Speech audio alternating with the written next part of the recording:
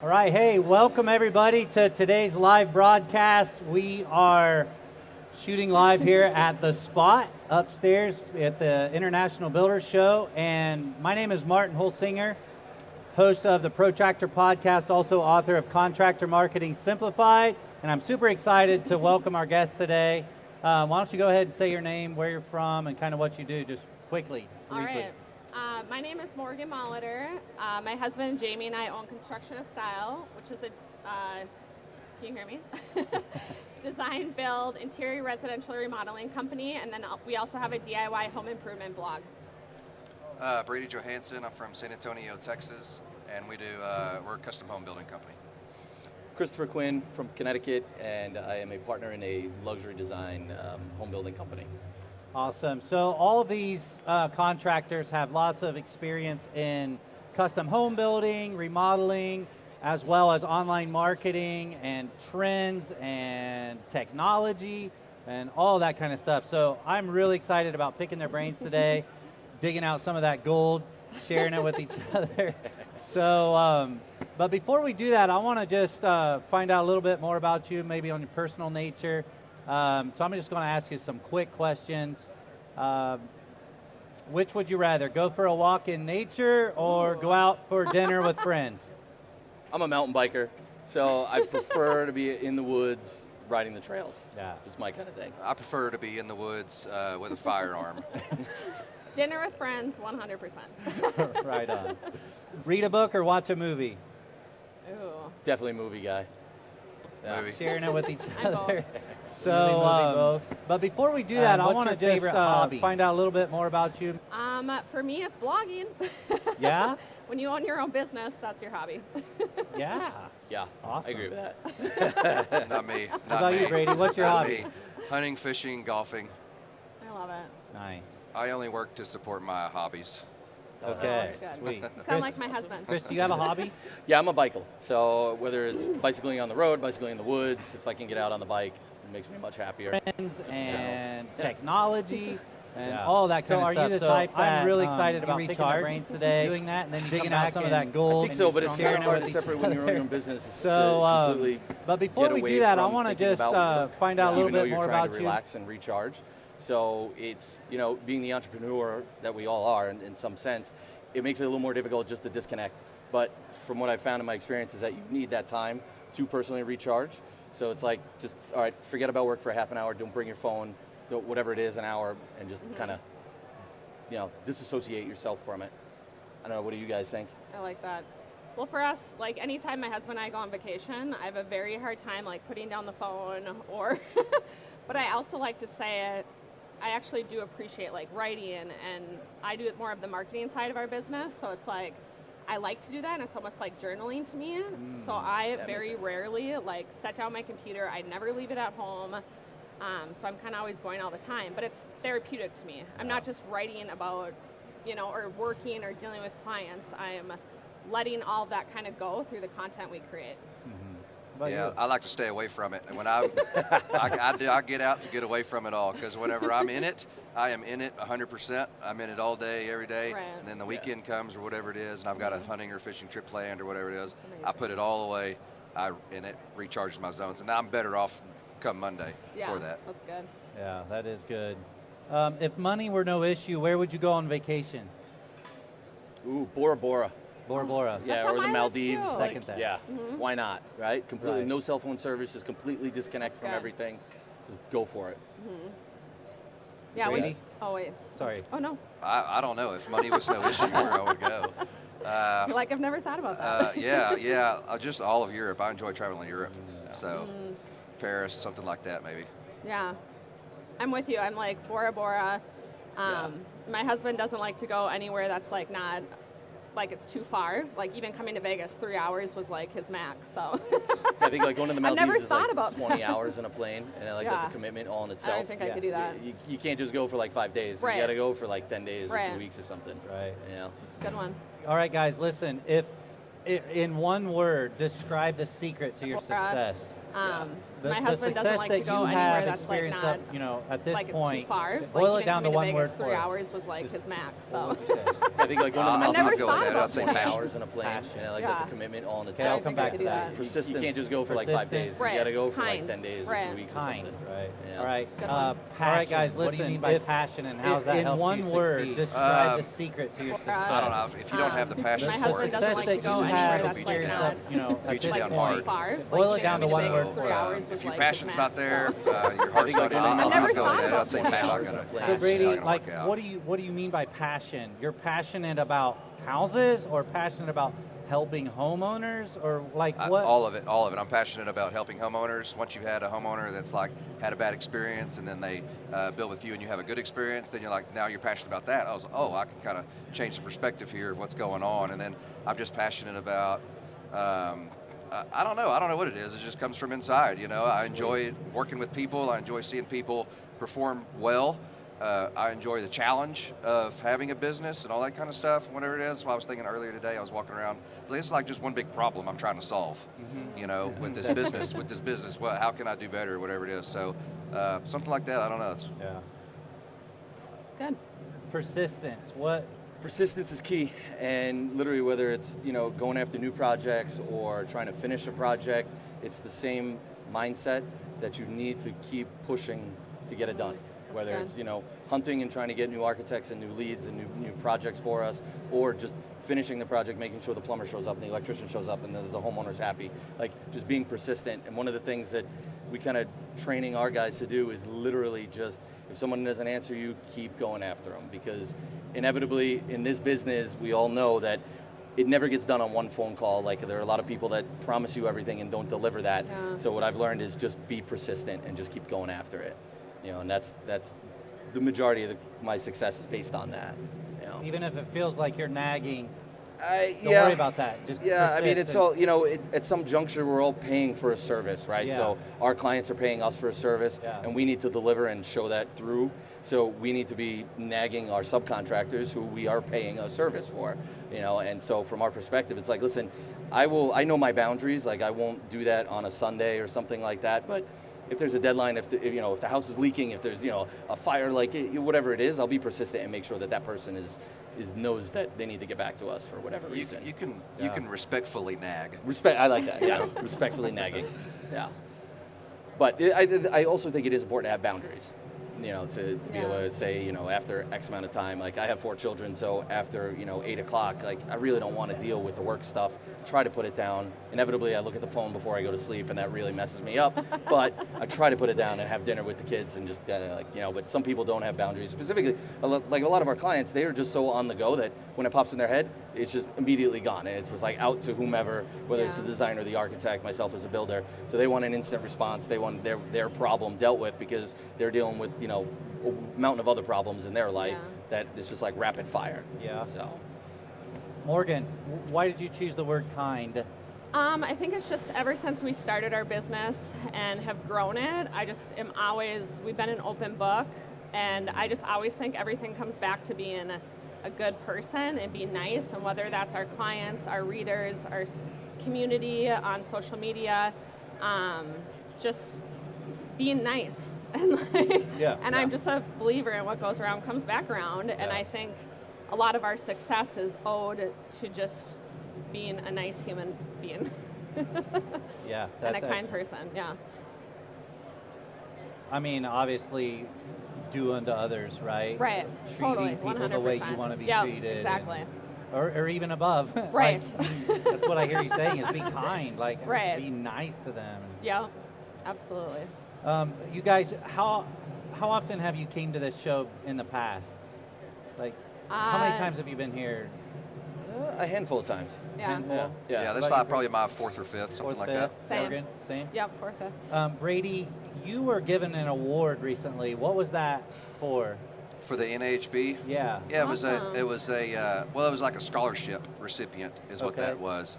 And what they do for young professionals is you can apply sometime months in advance, and there's an application process and all that kind of stuff. And then you have to send a video in with yourself on it, and explaining why you should be coming to the builder show, Oh, and then they cool. take care of all your expenses for you. They pay that's for the great. flight, the hotel, my badge, and all that kind of stuff. Cool. And so, yeah, that was it. Scholarship recipient. That's awesome. And Brady, what has this show meant for you as a builder? Well, just growth, just continuing Yeah, and but self-improvement. Like how have you grown by coming and attending this show, over the past few years? So I do the education sessions. That's my favorite part. Okay. And so I go and I get my schedule ahead of time before I come, and I know I download the IBS app and I go through that and I find which education sessions I want to hit.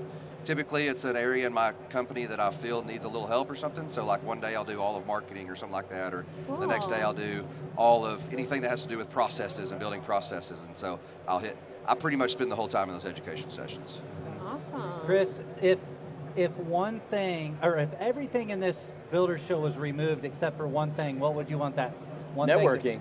Networking. I just Yeah. want to network, man. I'm a social butterfly, so I want to be out and about. I want to meet people. So in the past couple of years, I've met good friends now that Yeah. are in the trades that I would have never had the platform in order to meet them, never had that we bumped into each other and had a great conversation type of availability. So, and we were able to bounce ideas off of each other. We're able to give each other tips on how to get through certain situations. So for me personally, it's about networking, and I think that makes me a better builder because, my buddy Wade at WKP, like, he was doing temporary heaters, and I've been talking about doing with my guys temporary heaters for years. It's like, well, look, we can put it on a trailer, and we can do this, and we can do that. And like, if I wasn't talking to him and we weren't having this networking, it never would have done. It never would have happened in that Totally. regard. So that's my biggest thing. Yeah. Morgan, what would you tell a young professional who's never been to this show before, but this will be their first year, next Yeah. year? Like, what would you tell them? I actually wrote a blog post on this past week. Wow. I think it was like 8 or 9 tips that I said what we do before coming to the show. Because the first times we were coming to the show, we wasted a lot of time because we just like showed up and we're trying to figure it out. And now it's like with our team coming, we like do our research, we connect with people on social media, we're reaching out to brands, we're scheduling appointments. That's probably a big one, is scheduling appointments. Because even if there's brands that you want to work with, or whatever your end goal is, they might be behind the scenes or taking a lunch break or something. So really being thoughtful about why you're coming here and why you're showing up, and have, for us and our team at Construction Style, we have objectives and goals. And so before we even leave the show, we know what we're going to get before we leave. So one of them for our team is like, if we're paying the money to bring them out here, like they better be coming home with 15 business cards that we can follow up and do leads with. They better be doing social media. They're going to do a blog post recap about it. But for us in our blog side, it's about developing deeper relationships with the brands we work with, and hopefully signing contracts with them to get money. And my goal for me, then it's on me 1 to 2 months afterwards that I'm working on to land those contracts, and to be really exclusive with brands. And so for us, it's about the relationship developing and making money, because, we all want to make money at the end of the day. So, and then we have goals about, how much money we want to make from the show and how much we invest. So Be intentional. very intentional, yeah. Let's talk about the building and remodeling industry. What are you guys most excited about right now concerning the industry as a whole? I'm most excited about the younger generation coming up, kind of out with the old, in with the new. Like, what do you mean by that? I mean by younger professionals coming up that are passionate, that are not burned out, that are looking at the industry differently. Yes. That we're looking at this thing going, oh, how can we do this? How can we do that? I think that we do a better job of sharing information and things like that. Yeah. And I think the industry is going to benefit from that, as opposed to the old guys who used to that's just, a good one. they just did their own thing and they moved on. I hope we Right. can circle back to that next generation thing in a second, but Chris, what are you most excited about? I have to agree, and he stole it because he went first. But yeah, I totally agree with that comment. But I think more of that, it's the collaboration over competition thing. And I mean, like, for a good sense, like, I have a ton of builder friends now. Yes, we're not in the same market per se, but we're all builders, so we all think we build it the best way, per se, right? Yeah. Like, so I think that this next generation coming up in these networking events and coming to the builder show and doing this type of stuff makes it more, easily available for all of us to, like, put our guards down and just talk shop without that undertowing, like, I'm better than you because, I build, X amount and you build little. You know what I mean? And, like, that type of, like, it's just a normal conversation now. It's not like I'm putting on a show for you or for someone else of why I'm better than you or you're better than me. That's good. Kind of thing. So, yeah, I think that's, it just makes it better. It makes it more fun. Yeah. What are you excited about, Morgan? I mean, Same just thing. as the whole and industry. I'm obviously always optimistic, and I'm like, this year over every other year, I'm just like super excited. Same thing. It's like the last 2 days we've had lunches with 20 to 30, everyone in the industry, and it's like we're friends, and some of the people in the industry are our best friends, and they're online. We get to come out here, show up, hang out together. But I just think that it's especially with marketing and the way the world's moving, like, it's so different, and I can feel it this next year. And it's exciting to think, like, what are we going to do nationally, not just locally in our own cities or towns, like, together. And I don't know what that is, but it's super exciting to me. Do you have ideas? No, but I just know there's, like, something that's about to, like, start happening with I think, in our to your industry, point, though, it's like one of the things, when I first started listening to the Protractor podcast, and I heard Brad from AFT, and then I met Brad at the Builder Show year after, like, Brad is a great advocate of, clean job sites. Now, that's something that me personally, I've been having clean job sites. My company has great clean job sites. But nobody ever really cared. Nobody ever really saw it before the advent of Instagram, where we could put it out there. Yeah. Now that we're going back and forth, like, we're raising the whole industry on, like, oh, I don't want to put this on Instagram because it doesn't look good. Right. Like, there are people like, okay, I would love to do a story today, but the job site's a mess. Like, I got to get this cleaned up, and then I'll do a story tomorrow. Just that little that tick to say, oh, let me think more about this and how can I be a better builder? Right. That's raising the whole industry. Yeah. Right? That's going I industry agree. wide. That's actually a question I was wanting to ask, and maybe it's been answered, but let's just explore it a little bit further. In the past, this industry has had somewhat of a negative perception out there, right? Contractors, contractors. Work for free. What can we do, right? Instead of bickering about that, what can we do to raise the perception of our industry as a whole? Because is there a labor shortage? Like, are you guys up against that? Do you deal with that? And if so, what are ways that we can attract people to this industry and raise the perception? And you guys I can see the wheels turning. So. Oh yeah, I have tons of views on this. I think, I don't know, if you want to start, be my guest. Oh, I don't know. You can. Personally, so I went to a vocal technical school first, and then I transferred, went to Syracuse afterwards. But like the years that I spent at the Voc Tech school, and I think some of those kids from Delhi are here today, it was great because it was hands-on learning, and we just need to get out of the stigmatism of everybody saying, oh, you're a plumber, you're going to be a plumber, you're going to be a carpenter or electrician. Like, that was looked down on for a long time. Yeah. When I was growing up, it was you got to be a doctor or a lawyer or go to Wall Street, and do that avenue. But I think we're really kind of moving the spotlight a little bit, saying that not everybody, we don't need 100 doctors. We could use some builders. Yeah, we could use some plumbers, some electricians. There is that whole side where it's not such a stepchild industry anymore. Like, we have a lot of famous people within our own industry that are getting more spotlight and more time. We're actually shining the light, saying that, hey, look what these guys are doing over here. Like, it's not just about being the best broker on Wall Street. It's like, look at the house that we just built, and then who did that, and the team behind it, and the players that got into that team, all the way down, to the laborers sweeping the floors. Like, it's a team approach for us, and it's just like raising the whole industry, saying that, we need more of this, instead of, the fly-by-night contractor motif that everybody kind of puts us in, I would just tack on the end of that, just showcasing what we're doing as much as we possibly can. What do you mean by showcasing? Showcasing, showing it, talking about yourself, as odd or strange as it is. It's not a natural thing for me to do. But just whenever you're out and about and you're in your community, you're talking about yourself. Oh yeah, I'm a builder, and I have these young guys that work for me, and I have all this, and we do this, and here's the things we do with community, and just talking about yourself and showing all the good things that you do. And and social media makes that pretty easy as well. Right. And just doing videos and getting it out there, and just talking about it more. Yeah. Really. Same. Yeah. I was going to say being more transparent. Like, that's the basis of construction of style. Is like, we're always talking about, here's the client project we're doing. This is why we did this. This is how much it costed. Like, we're very transparent about it. Do you put We that do. on your We do, online, yeah. like costs, and Yeah. this is what we But made? we also and- put, so this is one example, because we do have that fine line of like, we're, Giving a too much away, right? contractor. Well, no, not that, because I'm an open book, but like, we're a contractor, and then the DIY side, that could be frowned upon. But so we just recently did our own stair rail in our house. And like, I documented the entire thing, but in the blog post I said, okay, here's what it costed us to do it ourselves. But then I went into detail about like, but we also own all these tools, and this is how much it costed. And then I flat out said, so we did our stair rail for like under $1,000.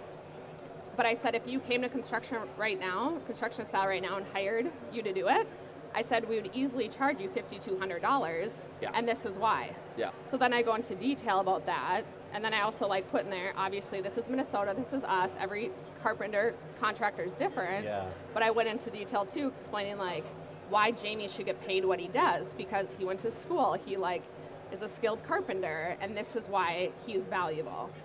So I think just talking about that more instead of like keeping everything a secret, I don't know, I in my agree. opinion. So like that was your stair. Would you be that transparent on your customer's stair? Well, at the same time Jamie was doing these stairs, we were doing the exact same stairs to a client of ours, and that's, But what I'm saying is, like, can you do that? Like, even like legally, I assume you can. But can you put the numbers out in front of people? Like, I'm building this kitchen for Mrs. Snyder. Oh, we don't do that. It cost No, $52,000. we don't do that, because out of respect for our clients, Yeah. obviously. But we have blog posts like, here's what a bathroom remodel costs, this is why, and we use our own home. So like when we remodeled our kitchen, we were like, our kitchen costed $70,000, and this is just with the materials. This doesn't allocate Jamie's time of 4 months of hard work. That is additional probably 20 to 30 grand. Right. So like I explain all that, but we don't share like our client stuff, but just our own. That's why we do our own home projects. So Brady, we can be transparent. you mentioned just the next generation, and that's what you're excited about. One thing I see in the next generation is that very thing, is authenticity and transparency. Is like, they're just like, I don't care. Like, I'm just going to tell everything. And the older generation, I don't think they get it, or maybe it's not about getting it, but just a different way. It's just different. Different. And so how is that, I guess, how will that help this industry, but transparency and authenticity? It's just going to give us that much better of an image. It's not going to be, if you're not transparent and you're charging 5 times what it costs to do the staircase, and people don't know that, they think, well, you're just greedy or whatever it is. But then whenever you explain it like that, you go, oh, well, I guess it costs that. Right. And I think the older generation did a poor job of explaining why they were charging that amount of money for it, and they maybe that was part of the bad perception that happened. That's good. Yeah, the justification part of it, like why did it cost $5,200 to install the staircase and you did it for $1,000? Let's go buy the tools, go spend time in the class, figure out how to cope and miter and everything, so on and so on that goes into it. They, like you said, the older generations, that was just their craft, that's just what they did, and they just got beat up on numbers and prices. Nowadays we're like, well, listen, I don't want to race to the bottom anymore. Like, if you want to go do it yourself, it costs $1,000. Right. If you want us to do it, it costs $5,200. Yeah. It's pretty black and white. It's one or the other. Pick your poison. Yeah, totally. Morgan, you got your start, I would say, through like blogging. And yes, correct. Yep. I mean, in construction to style, right? And so that was, you blogged a ton. I remember when you were on our podcast years ago, you were like 3 or 4 posts a week or something, and blow it away. But anyway, like, are you still blogging, or has things shifted now concerning the internet? Do people still read blogs? Yeah, well, I always say it because I can't count how many friends of mine that have got their Instagram hacked, they've had to start over, and I always go back to, when it comes to your website, you own your website. Absolutely. And whatever you put on there is your content. Right. So if anything, we've just gotten better at it. Right now I've been a crazy person, and I've done a 90-day challenge with myself to write a blog post every single day, which I've done. Wow. Wow. And run a business? I know, but my mind is always turning and never shuts off. But I think it's so valuable, especially, and this is what I'm excited about, that question when you said, where are we going together nationally as a whole? There's a whole new thing with brands and how we partner together and how they're basically a division of their marketing team. You know, so we're the people talking about them, and more brands are catching on to that, and there's a whole untapped possibility that I just see as being super exciting. Is that what they refer to as influencer marketing, or is that something different? Yeah, it would be that. I hate that word, but yes. I know, it's kind of become a, whatever, but right. Is that, that's what that means? Yeah, and so when we started Construction of Style, it started because my husband, who was my boyfriend at the time, I had no idea the level of skill set he was doing, and started, bought an investment property, doing all the work himself. I was blown away. I started documenting it. So before we even turned into a design build company, brands started reaching out to us just to say, hey, can you start using my product? And I was like, ding, ding, what? You actually want to pay me to use your product in this house? I would have just taken free product, or I would have paid for it and still talked about you. So I just see that continuously growing, and that's something I'm super excited about, I guess for the marketing side. So yes, my the question is yes. It is. Create content every day. You're putting that on your website, which you own and control, but social media is changing. The algorithms are changing. Correct, yeah. The platforms are changing. Yeah. And a lot of that visible stuff happens on social. Yeah. So you have stories, you have posts, you have YouTube, you have vlogs, you have IGTV, and you have all that. How do you, Morgan, sync the two? You have a blog, which is totally just written, and then you have your social media posts. Right. So to me, I put most of my focus, time, and energy on our blog before social media. Because when I'm pitching brands, I can use our page views and the content we create that live there to pitch the brands for us. Versus, if I did social media, and what you guys can see, it's sometimes we have sponsored posts and it gets 80 likes. And I'm not going to go cry about it, because I know it's people are showing up at our website and the views are there. And with that, those are the people who take the time to click through to go to our website that are probably actually the ones that are going to be buying the brand's product. On social media, you might see it, but if they're taking the time to click through and go over, the brand probably wants that more than just swipe and you see it. Yeah. So yes, create content. Our SEO agency is actually here, Hook Agency. They're down in a booth, and they help us too. So that's awesome. Just super valuable for us. Yeah. On this subject of online marketing, what are you guys doing? What do you? I mean, for me personally, it's more just about the Instagram, and it's a good way for our potential clients to see our portfolio of work without printing it and trying to get it in front of people. Yeah. Right. I mean, gone are the days where we put a Shutterfly book together, and you spend $100 on each book, and you get 10 books, and you're that's $1,000, and then you throw it out there, and then you bring it to 10 different architects, and they're maybe you get one call, maybe it doesn't happen. Yeah. But with the social media stuff, it's literally just opened up a thing where clients are reaching out to us saying, I have a project in mind. I saw you did, a beautiful staircase. I would like to incorporate some of these details. Would you be interested in the project? Yeah. Just that foot in the door, opening up thing without me going out there and having to get that is leaps and bounds for my growth, our company's growth. Just makes it way easier, and I think, again, it's making the world and the community just a smaller place, because I'm sourcing materials now from overseas that I wouldn't have had access to prior, and they love the product, and the client's extremely happy they got a good deal on the product. We're happy because it's a newer product and it looks great and we save the money on it. Yeah. So it's just, the whole social media thing. It's newer, I think, to all of us, but I don't think it's going away. Let's put it that way,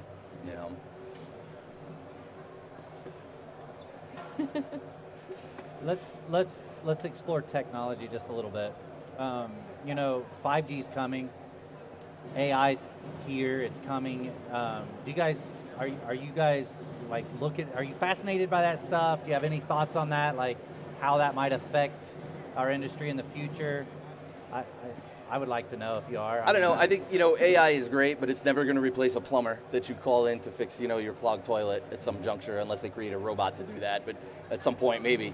But, for me personally, and within my lifetime, I don't see us being replaced as builders with AI per se in the market, that there'll be a robot to do it. At least in the short term. Yeah. Now the God, only I hope thing. not. Yeah. No, I saw a video of a robot hanging a piece of sheetrock. I don't know if y'all saw that or not. I did see that. It was Oh, terrifying. It took a while. Yeah. It was terrifying. Yeah. I don't see that happening at all. The main thing I see technology helping out is your client experience. Yeah. Something like that. As far as the work in the field and the construction and still having a builder and subcontractors and that process, it can enhance it a little bit, make it a little bit more smooth. But I just see the client experience being elevated. That's all. And I think too, like what we're seeing now in people is like, even though we're all so online, we're on our phones, we're on all these things, but people want the connection. Yeah. So to me, I'm like, yes, I'm excited about all the technology that's coming and great, but I'm not worried about it because I'm like, no matter what, people are going to always want the connection. Yeah. And if you're I think you're good right. at what you do, it's not going to be replaced. You mentioned client experience, right? Let's talk a little bit about software. Let's just have a round of what are some apps or software that you guys have to have, and that you're using in your business. Good. For us, the biggest one we use, our designer uses Chief Architect and SketchUp. But it's just nice because even we do designs nationally, and then we can walk our clients through, jump on a computer, literally walk them through the rooms. They can see everything, so we don't have to be there with them. That's our biggest one. Yeah. I would say, just your phone in general and using it till its full potential, right? I mean, I'm just saying, that thing can do so many things it's not even funny. I mean, I Right. have a, video editing app on there. I have, you have an app for everything, literally. And so just researching that, I have people say it all the time. They say, well, how'd you do that? I said, I just downloaded an app. And they're like, what? Google I'm like, how to do it, and there'll be an app it's, for it. It's so simple. So just using your phone to its full What potential. video app do you That's use? good. I honestly, I don't even know what the name of it is. The one I pressed. Probably It's know the the one on the color. last page. I know where it It's is. an editing one, yeah. But another app that I started using recently was BuildBook, and it's it's for a client experience. Talking with, and I've been doing that for like probably 3 or 4 months now, and that's been working out really well for us. Break it down in just a few seconds. Like what's it do? It's a way that is now the only way that I communicate with the client. So So then they there's don't texting. text you. That's right. It's taking away texting and late phone calls and all that Oh kind of my stuff. gosh. And it also updates them. I have some out of town clients, and so they have their app on their phone. I post pictures daily, comment on them, they comment on them, stuff like that. And everything with that project is just within that app right there. So that Cool. whenever it comes time to order the interior doors, I'm not looking through text messages or emails or whatever it is. I pull that app up, and there's a way to find that selection real fast. So we've started doing that. It's worked out really well for us. But Yeah, I you think guys- for us, we've tried a bunch of different programs and platforms, and we've kind of gone through them and found the bonuses and the good things, the bad things on them. We've really gotten back down to schedules and budgets. That's basically what we're driven on. So Microsoft Project, obviously for schedules, that's my favorite. I know I've learned it when I was like 15, so I know the ins and outs of projects really well. And then Excel budgets, and we've kind of my partner Brian really created this document per se that's 15 pages long with a roll-up sheet in the front. So it really gets into the nitty-gritty on the back of the house stuff, and then the clients see the roll-up sheet and they're like, okay, interior doors for instance cost 20 grand, and why? And then they can go to all the back of the house stuff and see, okay, this door costs that door costs this. So it saves us a lot of, when we're bidding a project, like the flip to the back page and we're at X.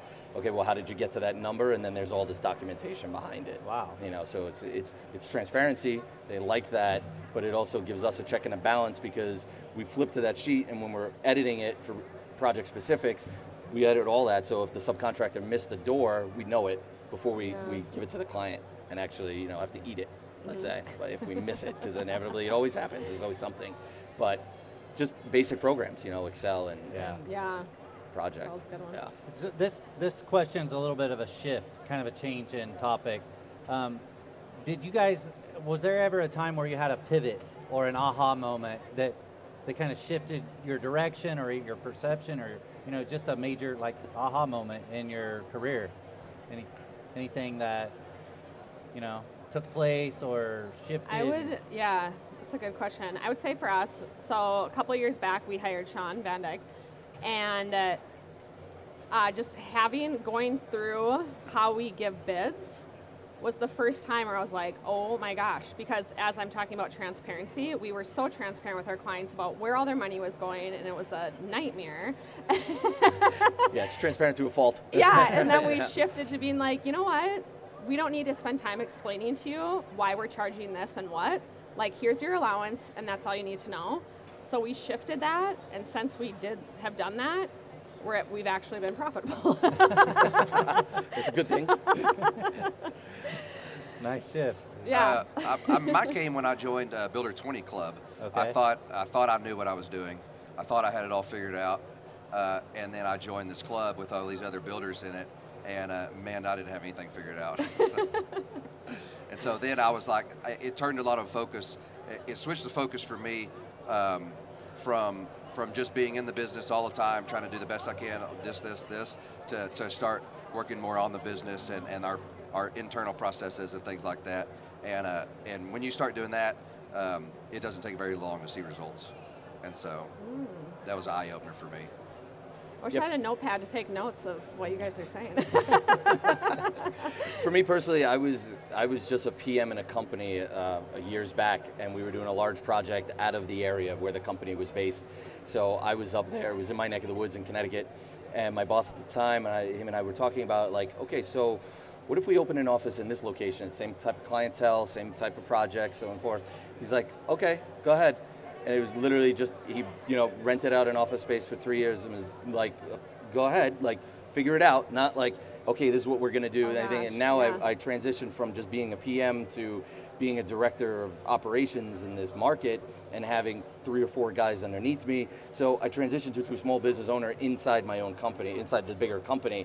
And it was like, I can't go home at 4 o'clock anymore. Like, now I gotta network after work, and now I gotta go talk to architects and designers and networking events and do this other thing. But that globally helped me, be able to leave that company and partner up and just hit the ground running, where I didn't have to stumble through some of the pitfalls that we all have when we first get started. I was able to kind of, trampoline from where I was inside that other company to now. So that was my aha moment. Like, okay, there it is. Like, Gotta do it. It's very Figure sink it or, out. very sink or swim. It was do or die. So. Act like a business owner while you're in working. Yeah, so I was for- running a smaller business within the bigger business because it was I like a market that, yeah. outside of the area that we were based in. Wow. So the company was based in the Hamptons and I was in Connecticut.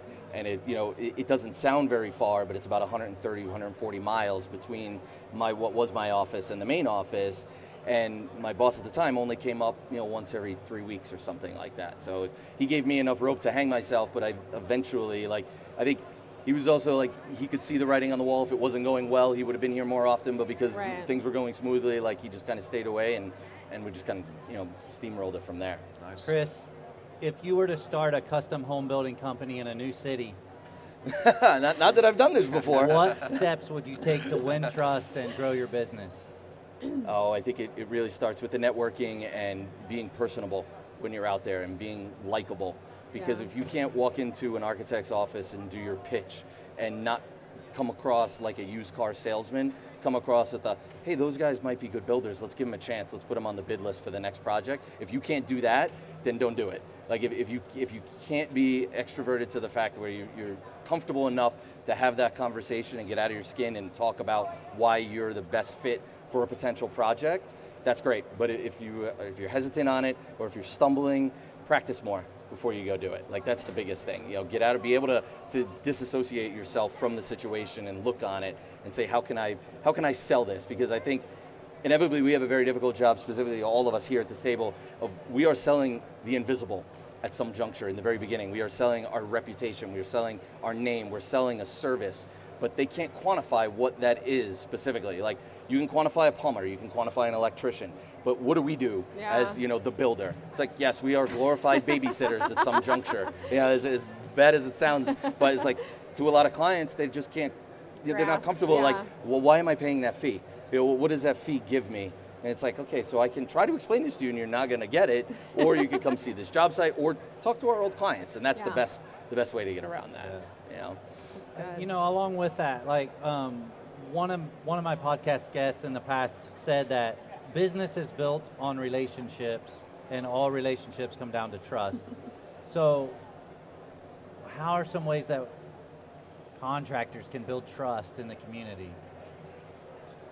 Oh, go ahead. I would say, again, just being like putting it out there. So for us, just being super transparent on Instagram, on our blog, on Facebook. We try not to hide a lot of things. And because of that, like we don't spend marketing dollars because all of our clients are referral based or they follow, read our story. So just with that, they trust us. And I know not everyone wants to share their family and stuff, but I've just found like when I do talk more about our family and our kids, they also realize like we're just like them. We're human beings. We have feelings, and they kind of treat us a little bit nicer. Yeah, I would agree with that. Life's hard. Sure. Yeah. I would say, and this is something I started doing recently. If you treat everybody, if you look at everybody as a potential referral, so instead as a potential that's good. client or Yeah. something like that. So if you're at, your kid's baseball game or whatever it is, and you're talking to somebody, and this goes back to bringing up the industry, tell them you're a builder, tell them what you do, and I'm not saying try to sell them something, Right. but talk to them like maybe they've called you as a potential client, and you tell them about yourself, tell them about how you do things and what we do different and this and that, things like that.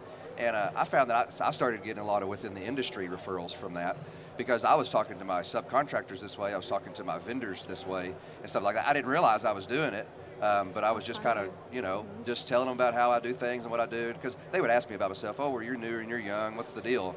And I would kind of give them, not a pitch or anything like that, but just tell them how it is. Explain your story. Yeah. And so if you're doing that to wherever you're at, when you're out and about and things like that, they're like, man, that guy's a builder, and I trust him for some reason. I don't know why. Yeah. It's, well, I was trying to sell you a house. Wanted your money. Yeah, for me it was always, and it still is always about doing the right thing, no matter if we're under the guise of the Instagram watching us or the client watching us. It's, we've all come to situations where like inevitably you miss the window and you owe them a window, and it's like, yeah, maybe the architect didn't call it out on the drawing, maybe we missed it, whatever, but I'm going to do the right thing. So that sells my reputation, and then that reputation goes from referral to referral to referral, because we don't, as much as we like to advertise, specifically like our clientele isn't specifically looking in a magazine to pick their builder, Right. or going on the internet to pick their builder. But if they're at a cocktail party and their best friends, like, hey, we just built this house, look at it, talk to Chris, he just built this. Like, that is worth everything. And that's all reputation based, Are last year, did you do any like networking events that you hosted? Yeah, so you and I have talked about this previously. What I'm trying to do is get away from the larger networking events where the same group of people come every time, because I think we all have had this where we're like, I love going to those and it's a party, but I'm not making any new contacts, I'm not getting any new avenues for work. So what we're trying to do is more targeted networking. So we did a skeet shooting event this past fall where we literally brought an owner's rep, an architect, some designers, and it was like 6 hours of one-on-one time where and maybe shooting guns isn't for everybody, and that's fine, but this was just an event that we were like, we had the opportunity, Ducks Unlimited contact us, and we're like, yeah, sure, we'll sponsor it. We brought these people, and they still talk about it to this day.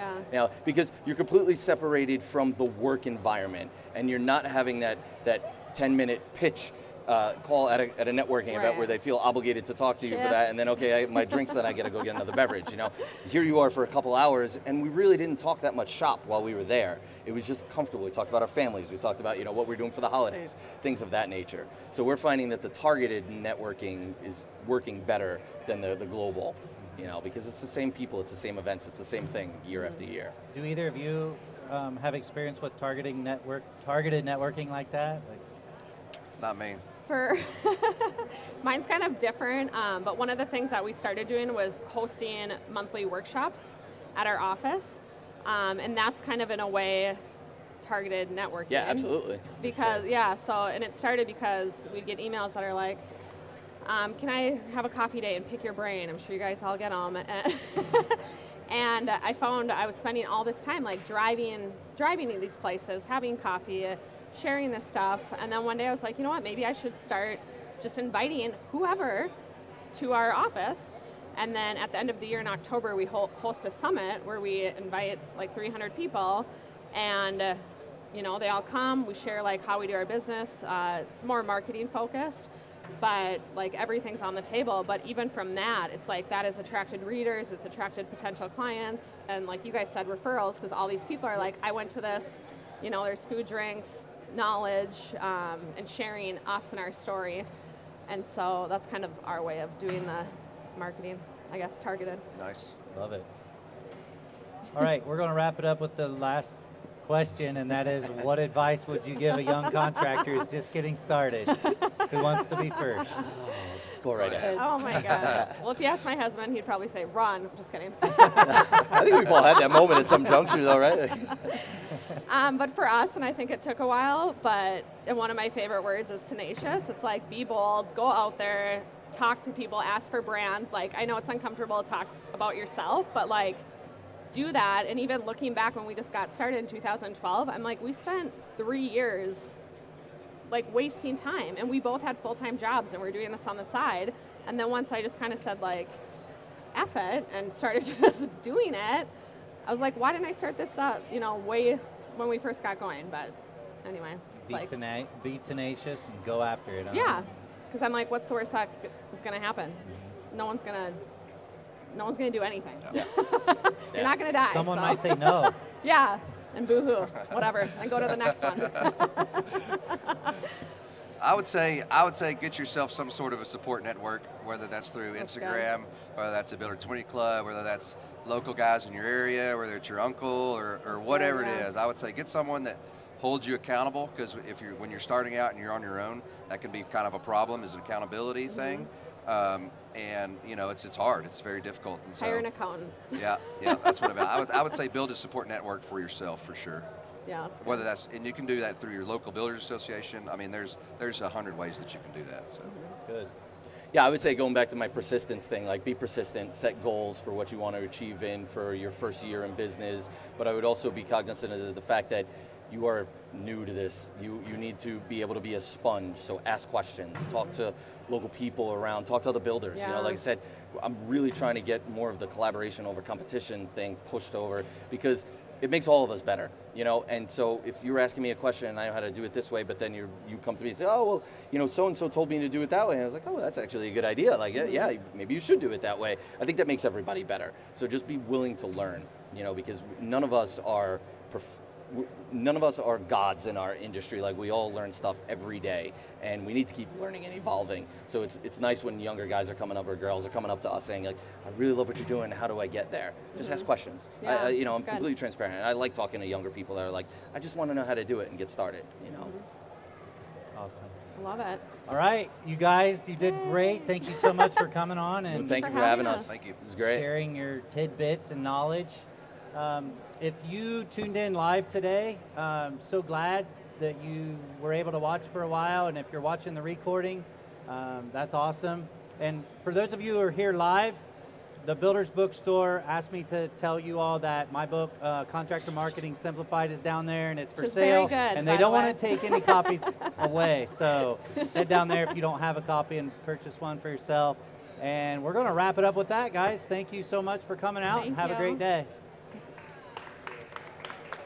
Awesome, guys. Nice job. That's very nicely done. Sorry I couldn't look at you. Very nicely done. No, I know. That's why I didn't want to sit in the middle. I was like, I'm not sitting in the middle.